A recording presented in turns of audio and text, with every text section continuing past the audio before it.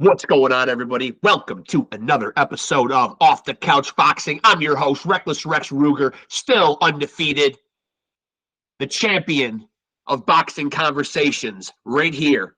Undefeated, folks.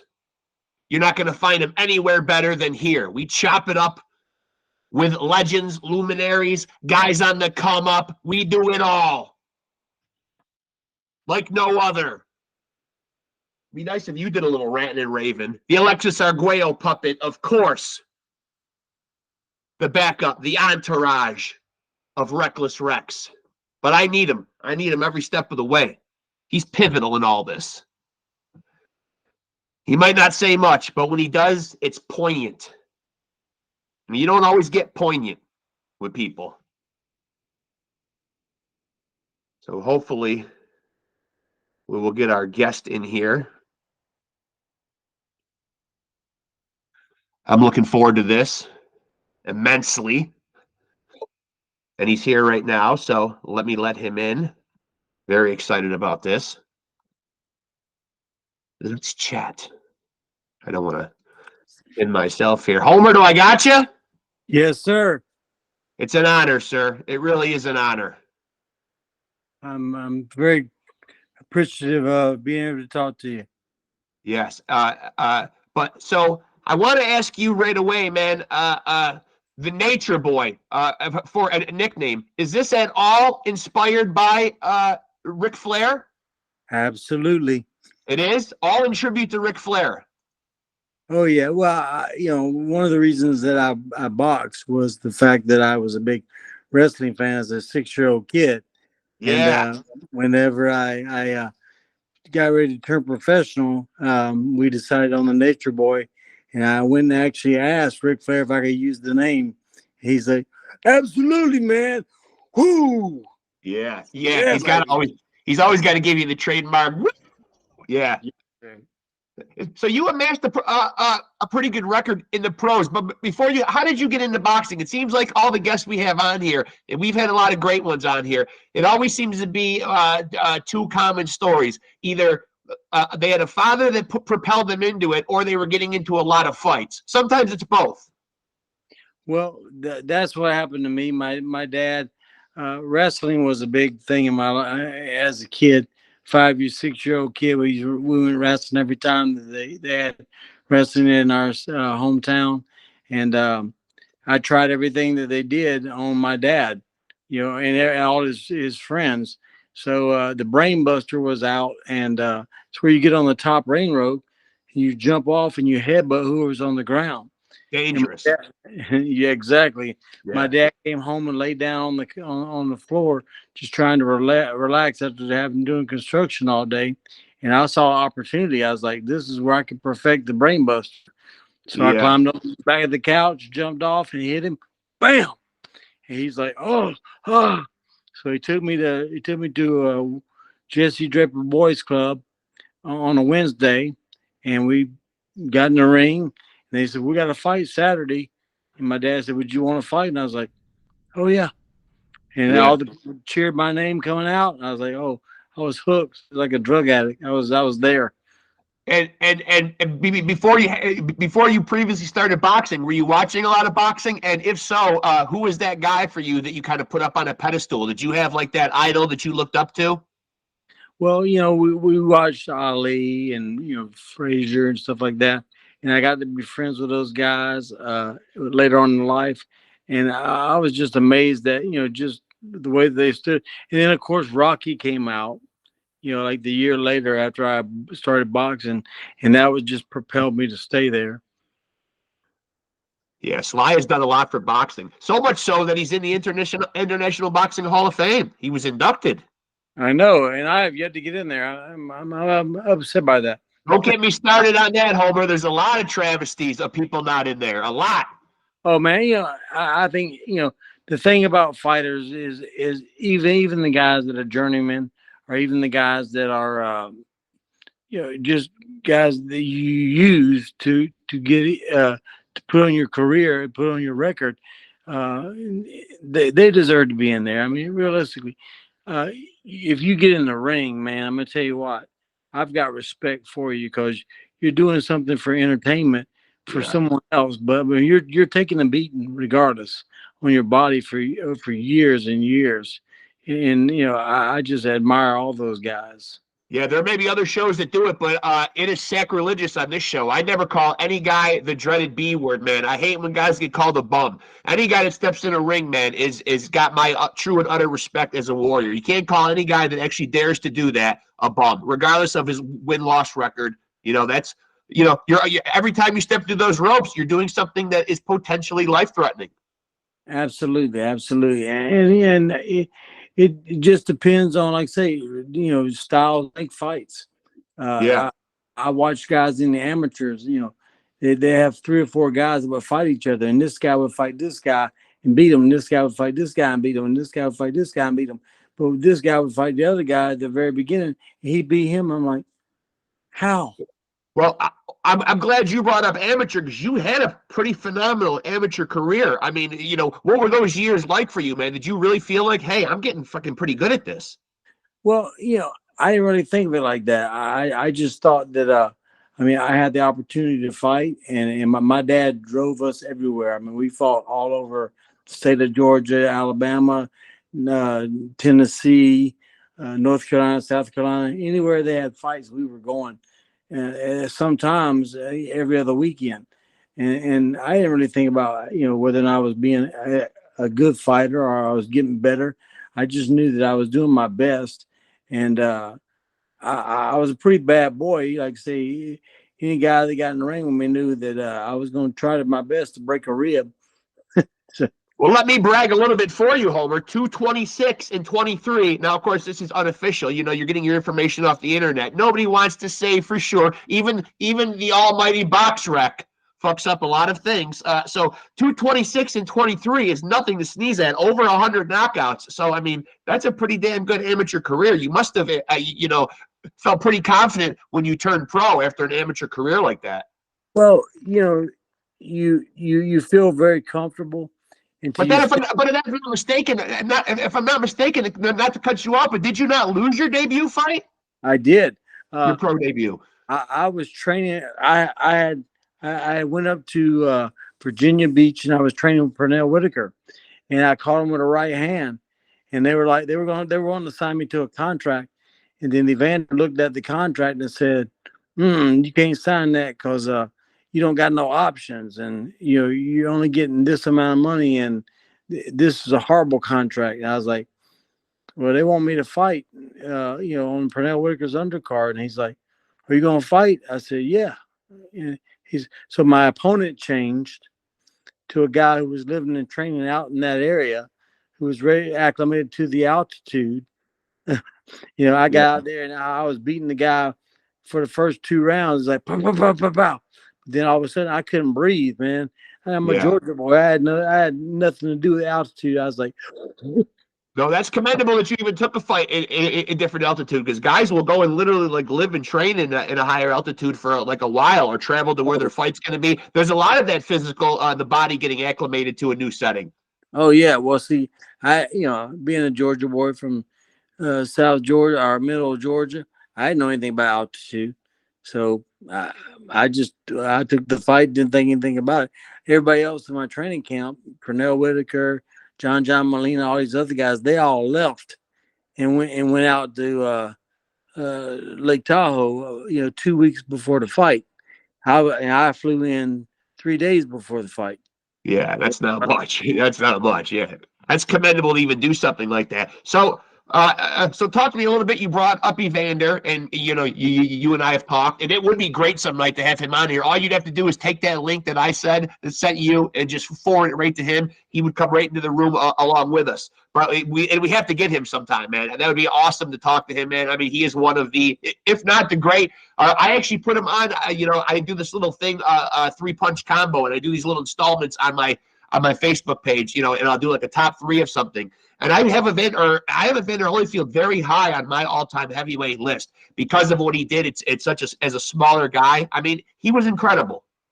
Oh man, I mean, just being around him and watching the way he fought anybody, everybody they put in front of him. Yeah. Duck anybody. I mean, it was amazing. Even when he told me, he said, Homer, he said, they all talk about my weight. He said, yeah, I'm a few pounds lighter than guys. He said, but when Ali and them were winning titles, they weren't no 280, 290 or something like that. He goes, they was all around my weight. So Yeah. it really wasn't that big of a deal. He said, now some of the guys I'm fighting, they're heavier than me. He said, but I'm gonna be quicker. I'm gonna hit them with 7 punches and be out of the way. But Evander has made a career out of beating guys bigger than him, though. And more quote unquote ferocious than him. I mean, he really did frustrate Mike Tyson into making a lot of those mistakes, even to the point of the ear biting. He was not just going to run right through Evander like he was running through other heavyweights, man. Evander just had his number, and as a fighter, that does happen. Well, Evander was very confident going into the fight because they had trained together in the Olympics, getting ready to go to the Olympics. He had trained with Tyson because a lot of the guys didn't want to get in the ring with him. And Evander said, I felt comfortable. He said, he hit me with a couple good shots. He said, but overall, I was handling my business. Yeah. He always knew in the back of his mind that he could take Tyson at any time. So you obviously seem like a guy who does, have a very close relationship with Evander. You seem like you have a good rapport, a good friendship with him. How bitter was he, and what were his feelings, if you don't mind me asking, after the ear biting incident with Mike Tyson? What did he confide in you about that? Was that frustrating? Was that a scary time for him? I mean, how did he process that, and Well, what was his take on it? he told me, he said, when somebody does something like that, then when they bite you, they just trying to get out of the ring. They don't want what you're bringing to the ring for them. So he said, they do anything they can to get out of the ring. Of course, like I told him my point of view. I said, look, I'm thinking, Evander. I told you before you went out there to fight. I thought he was going to come out and get dirty as far as hitting you low, below the belt and stuff. Said, I think about the biting of the ear, but the only way that Tyson had a chance of beating Evander Holyfield was to make him stand toe to toe and trade. Yeah. Only way. I mean, there's no way that he could outbox him. Evander would kill him by outboxing. He already did. So the only way he had the opportunity of catching Evander was to make him stand toe to toe. If you notice, after he got bit, he went right after Tyson and stood toe to toe. Yep, so he did. If Tyson would have hit Evander and knocked Evander out, nobody would have said anything about the bit ear. Yeah, I just don't see that happening, though, man, because Evander Holyfield has the head, the neck, and the chin of a fighter that you would pick in a video game. Yeah, I mean, like I say, he took some punishment, and he dealt some punishment out. I mean, he just. But there were also a lot of guys, though, and I'm sure that you have heard this, throughout the rumor mill, that Evander can be quite dirty with his own head, which was what Mike accused him of in that fight. Well, we both came out of the same gym. Well, our when I came back when I was a little bit 10 years old, from 10 years old until I fought in the same gym as he did with the same trainer, Ted Morgan, which was Carter Morgan's son, and we learned how to fight with our head. You took your chin. So that Some people might call it dirty boxing, but it is a part of the sport. Some people may say it's fighting dirty, but if you can get away with it and get an edge. Well, I mean, you don't want to fight with your chin up in the air and get in, so you put your chin down on your chest, and that's the way you move.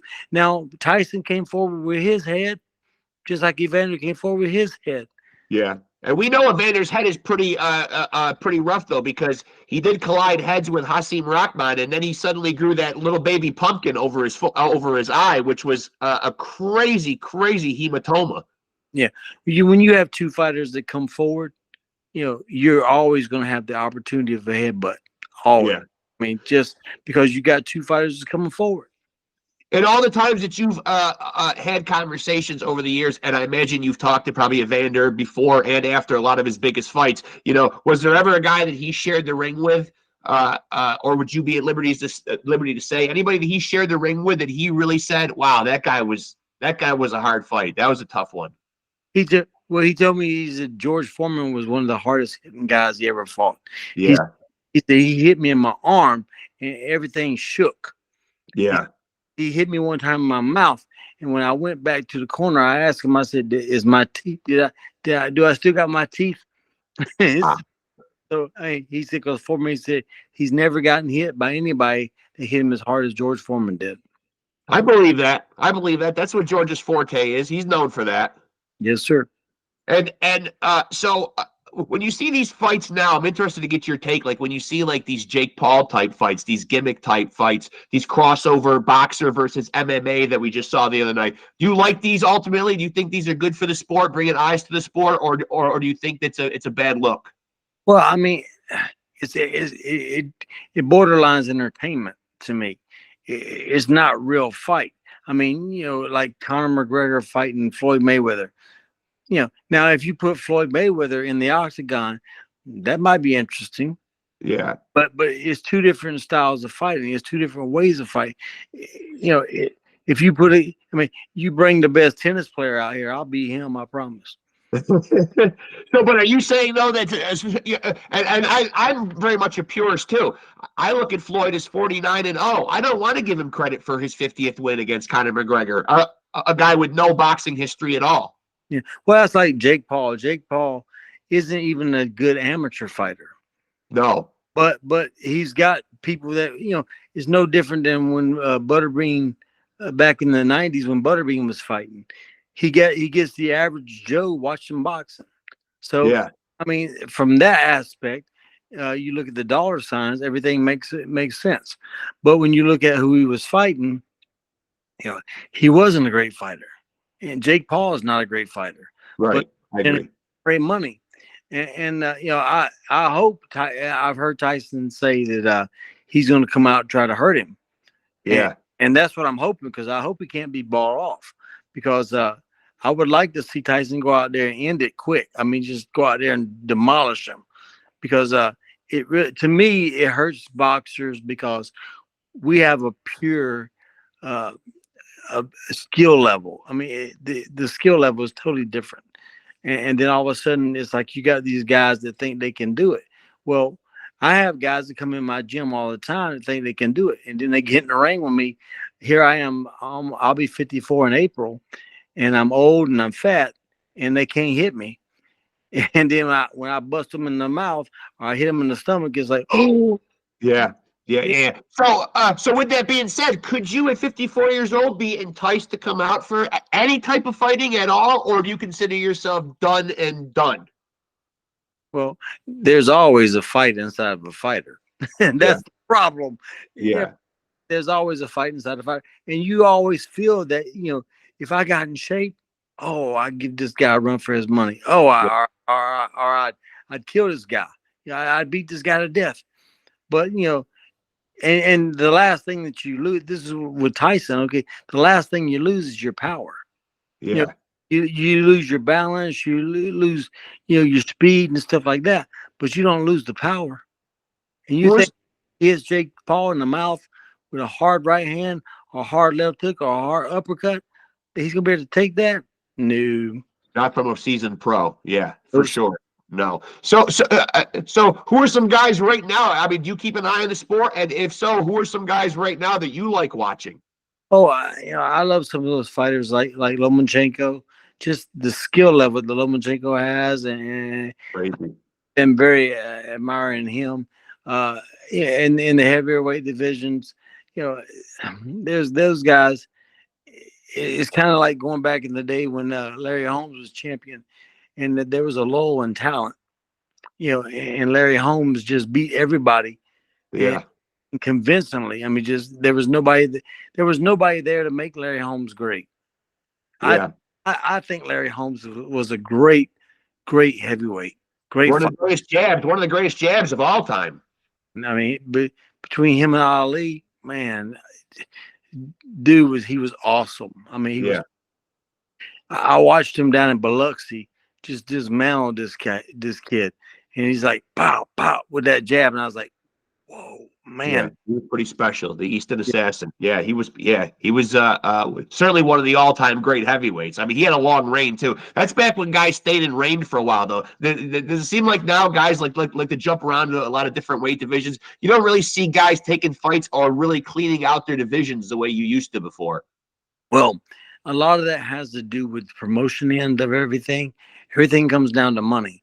Because you see two guys and you say, well, so and so won't fight so and so.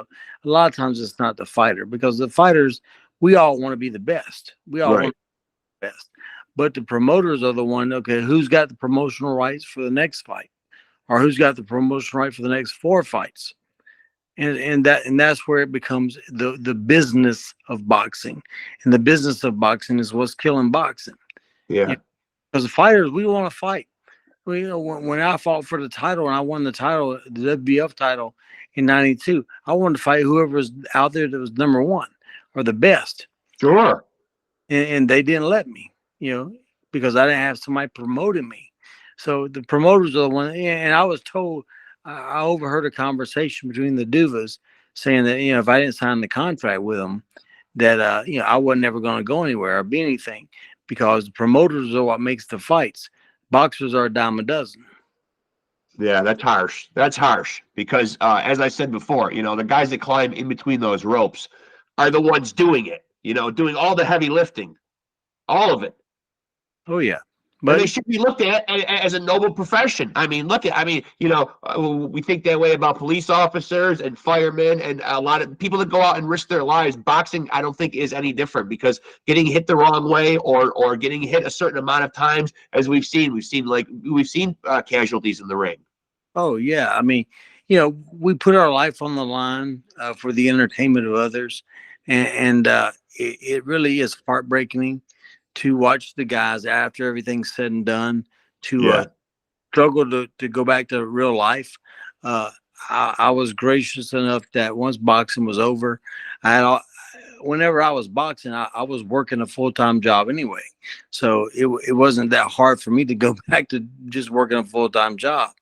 Uh, but it's amazing to watch these guys when they get to stop boxing, and everything just goes apart. They lose everything. They lose their mind because they were on top of the world and had everybody wanting to cater to them, and then all of a sudden now nobody cares. I Yeah. know you mentioned boxing being a business. Sometimes fights don't happen that we want to have happen. When you were fighting, was there a guy out there that you really wanted a fight to come to fruition and it just didn't? But a fight that you really wanted or hoped that was going to be made between you and somebody else? Well, I fought Todd Foster on TV, ESPN, and I won the decision because it was a stoppage because he cut me with a headbutt, and I wanted to fight him again. I wanted to prove that I beat him and I could beat him again, and it never came to fruition. Matter of fact, they jumped right over me and fought Camacho, and then Camacho knocked him out. So they didn't expect me to go the distance with Camacho.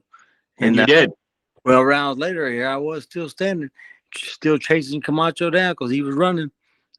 Now, now I'm glad you said that, because obviously, anybody that knows Camacho's career, there are people that make that argument that there were kind of two sides to his career. There was the ferocious Camacho in the beginning, and then there was the guy later in his career that did seem like he would get accused of running a lot. But sharing the ring with him for 12 rounds, was there anything about you that surprised him, and what things do you remember him doing exceptionally well at the time when you fought him?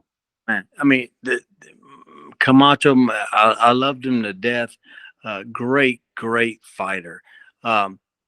He came to the dressing room after the fight and told me that hey, he wanted to thank me for doing a good job. Introduced me to his son, Camacho Jr.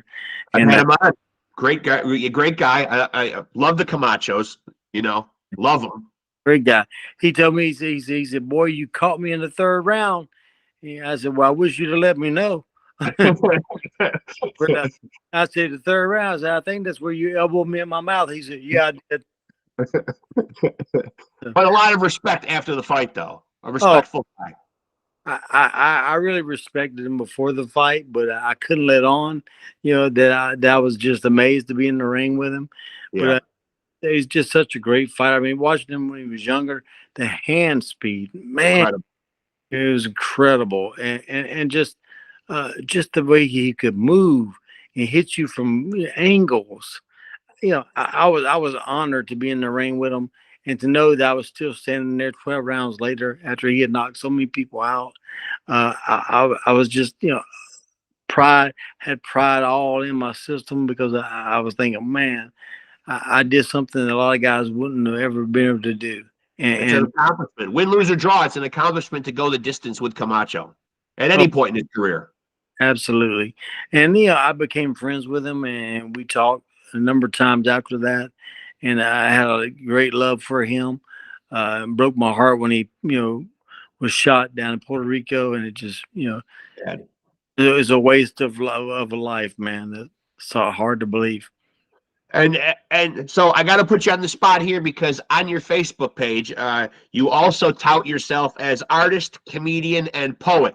So you're going to have to explain these now. Well, Artist, what do we say? All right, we'll start with artist. So by that, like, what do you mean? Painting, drawing, like what, the artist part. I can draw. I won the National Art Symposium in 1988 with a clay sculpture. So I do some clay sculptures as well. I do painting. You can see it on my Facebook page. Okay. Yeah, I'm a very talented artist. But comedian, you've actually gotten up and done stand-up comedy. I feel like, to me, stand-up comedy being so subjective, having a room full of people and having the pressure to make them laugh, that to me seems like the epitome of show business. That's a risky thing to do because you don't know how that audience is going to react. You don't know how and you don't know how you're going to handle the reaction. Right. That was the thing that I did it again not too long ago, probably 5-6 years ago, and I bombed horrible because I'd been out for so long, and I was trying to be funny, but I instead of just being me and just trying to go out there and make everybody laugh, I was hard to make people laugh, and it bombed, man. Oh, it was horrible. Now, if you feel like you're bombing, do you have a go-to joke at all that you could share with us that like pulls you out? That you can always go to the bag. I mean, the joke's always there. Well, no, it's not one of those jokes. No, sir. That and that's part of my downfall. There is that you need a lifeline. You need a go-to right there, right? Exactly, and I didn't have a lifeline. So I was struggling. I was treading water and drowning. Well, I'm going to give you one right now for when you do get in those times because I don't want to see you bomb, man. You're a good man, and it's been a pleasure having you on here, man, and I don't want you to bomb. So just remember this one right here. When you feel like you're struggling for that lifeline, give them this little zinger right here. What does Red Bull and Catholic priests have in common? What do they have in common? They both come in little cans. Oh! Thank you, folks. I'll be here all night. Keep that one tucked away. I got you. Yeah. I don't know. That might offend the Catholics out there. So apology already. I'll put that out there so I don't have to hear about it in the comments section, man, because, this world we live in, everybody gets offended. I mean, come on. I mean, plus this is not stuff that hasn't been on the news. I mean, pedophilia in the Catholic Church has been reported. We know this. This is public domain. This is knowledge, that we have. Oh yeah, most definitely. And you know it from living in this world a long time that when something becomes public domain and it's out there, people are going to make jokes and make it into jokes. And that's what a good comedian does. Yeah. He takes the things that are sometimes even things that are harsh and makes fun of it, makes light of it. Shoot, man. I love it. I love listening to comedians that come out there and they tell you stories and you can relate. It's relatable because you're like, oh man, I deal with that with my wife or I deal with that with my kids. And yeah. But a reality-based comedy that guys like us can relate to. Exactly. Yeah. Are you still a married man? Yes, sir. I've been married for 22 years, heading on to 23 real quick. I just passed my 25th. Yeah. Oh, well, congratulations. Thank you, thank you, and same to you. Yeah, I mean, hey, it's good to have a good woman by your side, especially in these crazy times. I tell myself all the time, man, if I were single tomorrow, I wouldn't even know how to begin going out into the world of dating. It's all changed so much. Sure. Well, now you have to wonder about if there's a man. Yeah, yeah. So, what's life after boxing been like for you, man? Like, what are you doing these days? Do you still have any? Are you involved in the sport in any way, training, doing anything, or completely done? Well, I do have a gym that I teach kids at. Teach kids. I also teach boxing for Parkinson patients because I just want to give back. I'll always try my best to be in people's lives. Got kids that they use this for encouragement. They use it for to sculpt their body, make their body look better, feel better about have confidence and stuff like that. But yeah, I don't really have any. I have a couple kids that are competing, but that's about it. I got to call a flag on the play right there, though. When you say teaching boxing's for Parkinson's, that's absolutely amazing. Where does the passion for that come from? And like, why Parkinson's patients? Well, they found that by teaching Parkinson patients boxing, it helps with their muscle memory. It helps with just their cognitive understanding of what they're doing. And I had a friend of mine reach out to me that has Parkinson's, and me and him just started working out. And the next thing you know, I started studying on it a little bit, and then we offered it at the our local senior center. And the next thing you know, it just took off. And I've got about 14 people in my class right now that I teach on Tuesdays and Thursdays of every week. That's awesome. That's an awesome story. I work in healthcare as a nurse. That's my day job. So I love hearing something like that. That's amazing. That's why it was so fascinating to me that, like, but I could see the benefits of a boxing workout for Parkinson's. Oh, yeah. Well, I mean, we all need to exercise. Number one. Number two is that for men are not going to go do aerobics. We're not. No. But you're going to get a good aerobic exercise with the Parkinson boxing, and it's non-combative. It's not we're hitting one another. We play around. The way I do things with my group is we try to get together outside of the Parkinson boxing class and get together once or twice a month or once every 2 months and get together and hang out outside. Just keep being involved in people's lives. Yeah. Amazing. And you share their grief, you share their happiness together. That's what, to me, that's what life's about just coming alongside of one another and making life better for each other. I'm feeling that too. I just turned 51 last month, and you do start to feel more appreciative, I think, in this stage of your life. Yeah, well, I mean, I look at the people's, it's funny because the things that you deal with as a teenager, I'm finding out even in your 50s you're still dealing with. Yeah. Whether or Such a not somebody likes you, or I don't think that person likes me. yeah. And even with my Parkinson patients that are older than me, they're like, "Do you think that so and so? He just the way he said something to me. What do you think?" I was like, "He didn't mean anything by it." It's funny, but like I say, it just keeps on. It's like seasons. You go through seasons. You just keep going through the seasons over and over again every year, and nothing changes. Yeah, yeah, yeah. I certainly know that I got to put more of an emphasis on health, though, because I can certainly feel a lot more aches and pains. But I do try to stay young, and it doesn't hurt having grandkids who are small, because that propels me to be more energetic. Which is nice, because I don't remember my grandparents ever being energetic with me. It's a different generation now, where grandparents nowadays are younger. My grandparents, I just remember them always being like in their 70s. I don't remember anything else. Like they were never outside throwing a ball around me. That generation just didn't really do that. Yeah, no. Well, the older generation, didn't do things like that because they didn't think about it. It wasn't as a concern to them. They didn't realize that they needed to be involved in their grandchildren's lives. I have three granddaughters, and then I have seven kids. So Yeah. Man, I'm trying to do everything I can to stay in my kids' lives, and do things that they'll remember later on in life.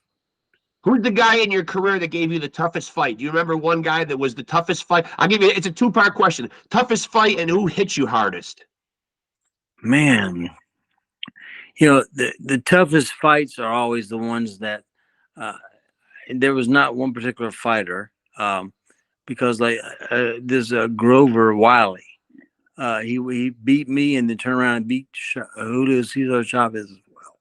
But I came into the fight. I just fought Matt Vanda, and man, I gave it to Matt. You know, he was a young kid, and I gave it to him.